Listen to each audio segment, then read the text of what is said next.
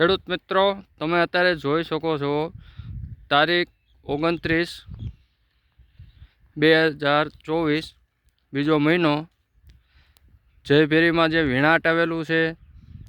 ફાર્મરના review તો આપણે already લીધેલા છે. આ ફાર્મરના હાલમાં ફાર્મર આપણી આગળ હાજર અહીંયા છે નહીં, એટલે આપણે એના રિવ્યૂ નથી લઈ શકતા.